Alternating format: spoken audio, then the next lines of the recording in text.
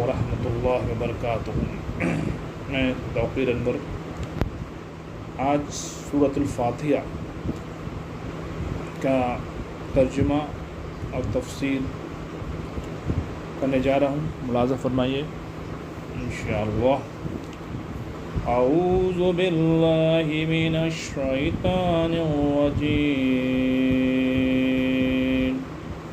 بسم اللہ الرحمن الرحیم۔ پناہ لیا میں نے اللہ کی شیطان مردود کے شر سے۔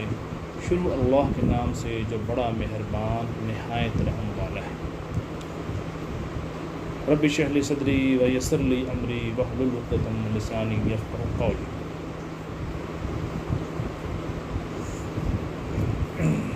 شروع کرتا ہوں اللہ تعالیٰ کے نام سے جو بڑا مہربان نہایت۔ سورہ فاتحہ یہ مکی ہے، اس میں 7 آیتیں ہیں۔ سورہ فاتحہ مکی ہے اور اس میں 7 آیتیں ہیں۔ شروع پر کرنے سے پہلے اس کا اہمیت اور قرآن میں اللہ کے نبی صلی اللہ علیہ وسلم نے کیا بتایا ہے وہ تھوڑا سا ملاحظہ فرما لیں۔ سورہ فاتحہ قرآن مجید کی سب سے پہلی سورت ہے جس کی حدیث نے بڑی فضیلت آئی ہے۔ ایک اور بتاتا چلوں کہ یہی ایک ایسی سورہ ہے جو ایک بار پوری مکمل آئی ہے۔ کچھ روایت میں یہ بھی ملتا ہے کہ حضرت جبرائیل علیہ السلام آپ صلی اللہ علیہ وسلم کے ساتھ بیٹھے تھے، ایک آواز آئی اس میں اللہ کے نبی صلی اللہ علیہ وسلم فرمایا، اے جبرائیل یہ کیسی آواز ہے؟ تو حضرت جبرائیل علیہ السلام فرمایا کہ اللہ کے نبی صلی اللہ علیہ وسلم ایک فرشتہ آ رہا ہے اوپر سے، اور وہ فرشتہ اس سے پہلے کبھی نہیں آیا اس زمین پہ، اور وہ فرشتہ آتا ہے اور وہ 2 چیزیں اللہ رب العزت طرف سے لے کے آتا ہے، وہ 2 تحفے اللہ کے نبی صلی اللہ علیہ وسلم کو دینے کے لیے۔ ایک یہ سورہ فاتحہ جو پوری مکمل صورت میں آئی، اب دوسرا سورہ بقرہ کی آخری رکوع آمن الرسول سے لے کر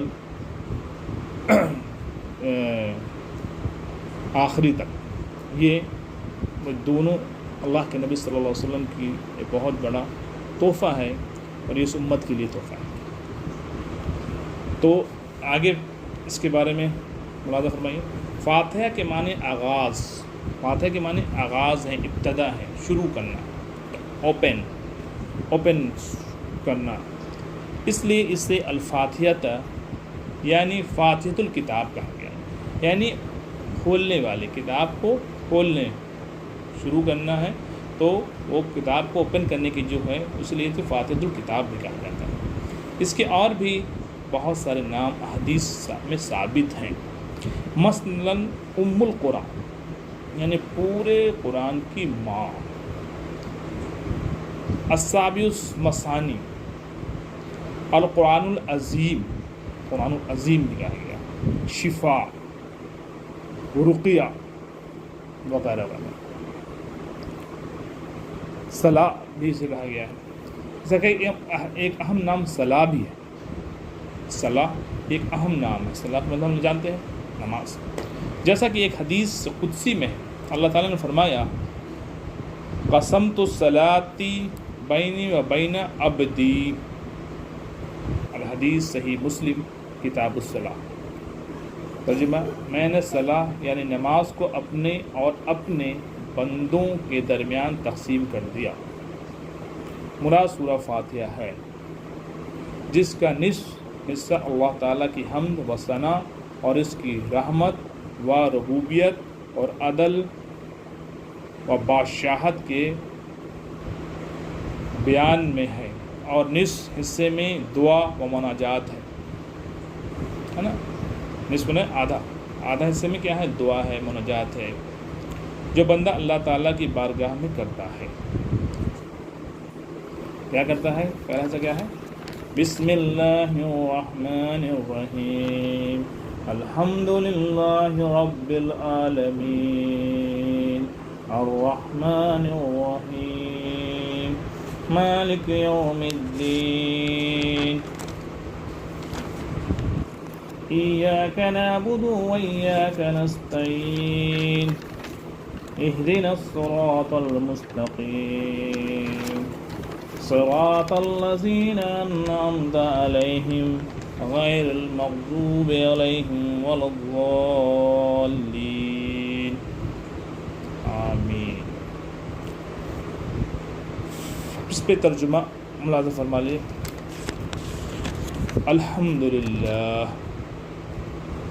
الحمدللہ رب العالمین، سب تعریف اللہ تعالیٰ کے لیے ہے جو تمام جہانوں کا پالنے والا ہے۔ سب تعریف سب شکر دونوں آتا ہے، تعریف بھی ہے اور شکر بھی ہے۔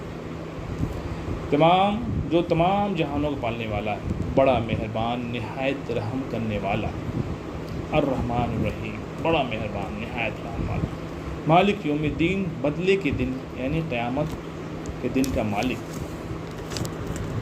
ایاک نعبد و ایاک نستعین، ہم صرف تیری ہی عبادت کرتے ہیں۔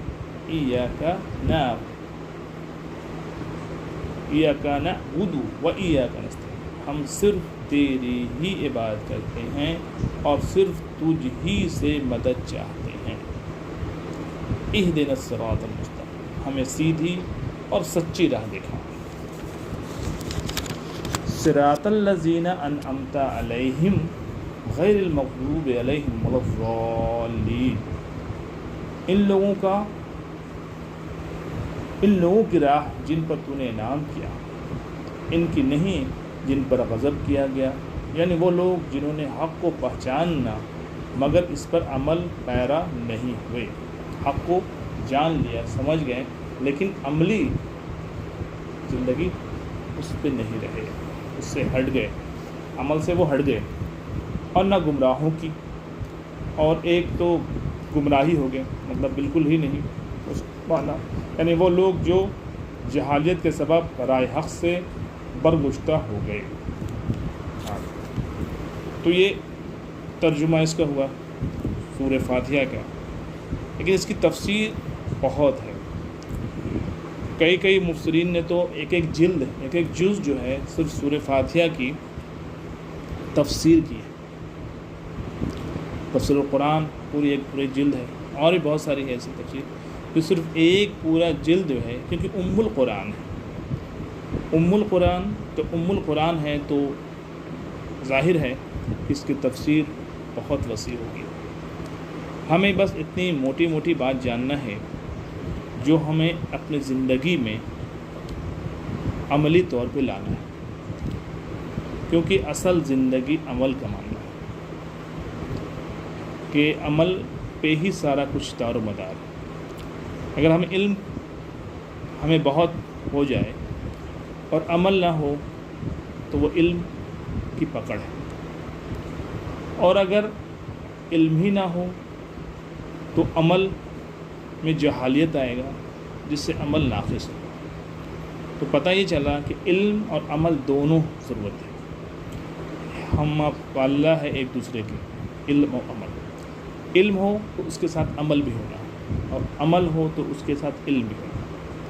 تو ہمیں جو بھی کام کرنا ہے اس کے لیے ہمیں علم بھی حاصل کرنا ہے، اور علم حاصل کرنے کے ساتھ ساتھ عمل بھی کرنا ہے۔ تو جب علم اور عمل دونوں ساتھ ہوگا تو ہماری زندگی انشاءاللہ ثم انشاءاللہ کامیاب ہو جائے گی۔ اس لیے میں بہت زیادہ اس پہ تفسیر نہ کرتے ہوئے موٹی باتوں پہ غور کرنے کی کوشش کروں گا انشاءاللہ ثم انشاءاللہ۔ اللہ تعالی ہمیں بھی سننے والے کو بھی عمل کرنے کی توفیق عطا فرمائے۔ تو میں یہ بتا رہا تھا کہ قرآن کی سب سے ابتدائی سورہ فاتحہ ہے، اس سے میں نے ابھی ترجمہ ملاحظہ فرمایا آپ لوگوں نے۔ اب اس کے میں نے کئی نامے بتائے، ام القرآن ہے، قرآن العظیم ہے، شفا ہے، صلاح ہے، 7 آیتیں بار بار دہرانے والی ہیں۔ احادیث میں نے آپ کے سامنے کہا کہ اللہ تبارک تعالیٰ فرماتا ہے حدیث قدسی میں کہ، اور حدیث صحیح مسلم میں بھی ہے کہ میں نے صلاح یعنی نماز کو اپنے اور اپنے بندوں کے درمیان تقسیم کر دیا۔ مراد سورہ فاتحہ ہے، جس کا نصف حصہ یعنی آدھا حصہ اللہ تعالیٰ کی حمد و ثنا اور اس کی رحمت اور ربوبیت اور عدل و بادشاہت کے بیان میں ہے، اور نصف حصے میں دعا و مناجات ہے جو بندہ اللہ تعالیٰ کی بارگاہ میں کرتا ہے۔ احادیث میں سورہ فاتحہ کو نماز سے تعبیر کیا گیا ہے، جس سے یہ صاف معلوم ہوتا ہے کہ نماز میں اس کا پڑھنا بہت ضروری ہے۔ چنانچہ نبی صلی اللہ علیہ وسلم کے ارشادات میں اس کی خوب وضاحت کر دی گئی۔ فرمایا لا صلاۃ لمن یقرأ بفاتحۃ الکتاب، صحیح بخاری صحیح مسلم۔ اس شخص کی نماز نہیں جس نے سورہ فاتحہ نہیں پڑھی، یعنی سورہ فاتحہ پڑھنا ضروری ہے۔ تو سورہ فاتحہ کی اتنی افضلیت ہے کہ نماز میں ہمیں پڑھنا ہی پڑھنا ہے، کہ ہر چاہے نفل ہو، چاہے سنت ہو، چاہے فرض ہو، ان سب میں نماز پڑھنا ہے۔ اب بات آتی ہے ایک مسئلہ کی، وہ مسئلہ یہ ہے کہ امام کے پیچھے نماز میں سورہ فاتحہ پڑھنا ہے نہیں پڑھنا، اس میں اختلافات ہیں، چاروں مسلک میں جو ہیں اس میں اختلافات ہیں۔ امام اعظم ابو حنیفہ رحمۃ اللہ علیہ کے نزدیک جب امام کے پیچھے مقتدی پڑھ رہا تو اسے خاموش رہنا ہے، کوئی کلام نہیں کرنا ہے، اور غالباً اس کو ایک حدیث سے، اللہ کے نبی صلی اللہ علیہ وسلم کی ایک حدیث ہے جس میں فرمایا ہے آپ صلی اللہ علیہ وسلم نے کہ آپ جب ایک نماز پڑھا رہے تھے، فجر کی نماز پڑھا رہے تھے، تو آپ صلی اللہ علیہ وسلم کے ساتھ ساتھ صحابہ بھی کلام کر رہے تھے، قرآن پڑھ رہے تھے، تو آپ صلی اللہ علیہ وسلم نے فرمایا کہ تم بھی ہمارے ساتھ ساتھ کلام پڑھ رہے تھے، جس سے میرا پڑھنا بوجھل ہو گیا۔ تو اس حدیث کے رو سے غالباً امام ابو حنیفہ رحمۃ اللہ علیہ نے امام کے پیچھے کا بھی کہا کہ جب امام پڑھ رہا تو مقتدی کو پڑھنا ضروری ہے۔ دوسرے امام کے نزدیک، امام شافعی رحمۃ اللہ علیہ کے نزدیک ہے کہ نہیں، نماز امام کے پیچھے ہو یا انفرادی ہو، سورہ فاتحہ پڑھنا ہے، وہ اس لیے کہ صلاح کہ نماز کے پیچھے سورہ فاتحہ پڑھنا ہے ہر نماز میں۔ تیسری بات جو ہے وہ امام مالک رحمۃ اللہ علیہ کے نزدیک ہے، ان کا قول یہ ہے کہ قرآن میں اللہ تبارک تعالیٰ نے فرمایا ہے کہ جب قرآن پڑھا جائے تو غور سے سنا کرو، غور سے سنا کرو۔ تو اس سے بات واضح یہ ہوتی ہے کہ جب جماعت ہوتی ہے تو دو طرح کی نماز ہوتی ہے، جہری اور سحری، یعنی ایک تو وہ ہوتی ہے جس میں قرائت کی نماز امام کرتا ہے، قرائت کرتا ہے، جیسے فجر ہو گئی، عشاء ہو گئی، مغرب ہو گئی، یہ تین نمازوں میں امام جہری ہے، زور سے پڑھتا ہے۔ تو اس میں تو امام مالک رحمۃ اللہ علیہ کے نزدیک ہے خاموشی سے اس کو سنا جائے، اور جو سحری ہے یعنی ظہر اور عصر، اس میں وہ خاموش رہتے ہیں، یعنی امام کوئی بھی قرائت نہیں کرتا ہے تو اس میں پڑھا جائے، کیونکہ اس میں سننے کا بات نہیں، امام مالک رحمۃ اللہ علیہ کے نزدیک ہے۔ تو یہ مسئلہ ہے، یہ جب ہم امام کے پیچھے پڑھ رہے ہیں۔ تو امام مالک رحمۃ اللہ علیہ کے نزدیک جو بات ہے وہ قرآن کے رو سے ہوئی ہے کہ قرآن جب پڑھا جائے تو غور سے سنا جائے۔ بہرحال ہمیں سورہ فاتحہ پڑھنا ہے، اور اس کی اور تفسیر انشاءاللہ وضاحت سے آئے گی، تو اللہ تعالیٰ سننے سے آج عمل کرنے کی توفیق عطا فرمائے۔ صدق اللہ العظیم ویاتہ ذکر القرآن الحکیم۔ والسلام علیکم ورحمۃ اللہ وبرکاتہ۔